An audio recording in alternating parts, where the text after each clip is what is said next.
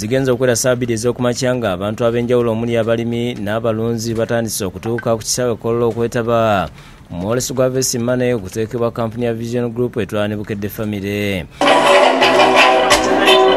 Bakira buli atuuka ng'agenda ku midaala gy'aboolesi okulaba ku bintu eby'enjawulo ebireeteddwa.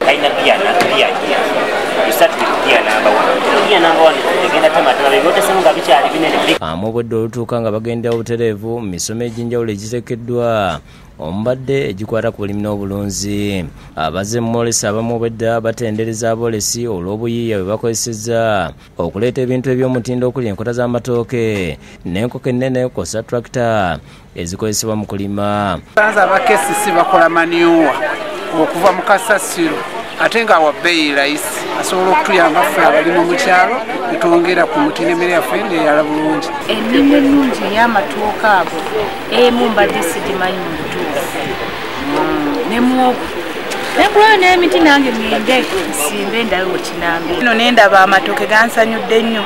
Ekisookera ddala tubadde tulina challenge ey'okubeera nga ekitooke kikula nekigimuka bulungi nekisaako ettooke. Aboolesi beebazza Vision Group olw'okuteeka omwoleso guno gwe bagambye nti bagufunyeemu olw'abantu abazze okulaba bye bakola. Abantu bangi bagwesanidde ddala bwaffe essaawa zino guliko abantu bangi nga bw'okiwulira abantu abadde batuwulira bulizi nga tebatulabangako naye basanyufu. Era kibanja-mpola oyo ojja bulungi n'otutuukirira ne tukuwa procedures n'osobola okuba nga naawe ki osobola okwetwalira piki eno. Twakatandika naye kutambudde bulungi tufunye bakasoma bangi abadde tebatumanyi batusanze wano ne batutegeera abalala abakozesako emmere yaffe nabo bazze. Era tugenda kubeera nga tubikulaga wano yanguwa okisange mu Confid International Limited.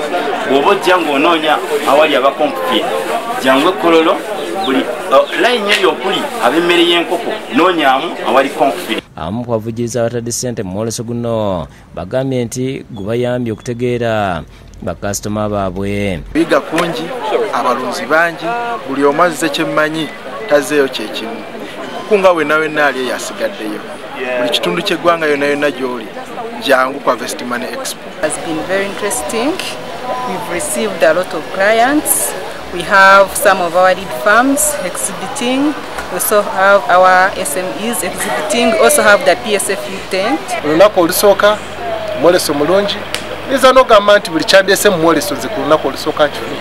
Bwe batyo basabye abasubidde olwaleero okukeera enkya basobole okutegeera ebikwata ku olimi n'obulunzi. Tubaaniza nnyo tukwatibwe ennyota n'ekutira eyo jangu wano weesooga. Bambi mujje mu MWOLESO munonye ku tenti ya koyika ke abik mujje tubawandiise mu apply. Amyuka akulira okuteeka ebivulu mu Vision Group Kennedy Motor ne Sonko William ku lwa Vision Group basiimye bonna abazze mu MWOLESO GWA Harvest Money. Neebaza bannaffe mwenna abajjumbidde okujja mu MWOLESO guno okusingira ddala bannaffe abavujjirizi oba abateekamu ssente saako n'abo aboolesi abakoze emidaala nga bwe mugirayo bwe ginyirira era ne baleeta ebyokwolesa. Tuli mu kubanga atuwumbawumba tusobole okuba nga tuteekera olunaku olwokubiri bwenno ali yeka atasobodde kujja olunaku lwaleero ekyokukola kyangu nnyo kwata omutwalo gumuguko ogw'ensimbi kyangwe Kololo ku kisaawe oyingire osobole okulaba enteekateeka gye twakuteeketeeka. Ebidi Tamale ne Ismail Mutebe bakusakidde gweno ku Bukedde TV.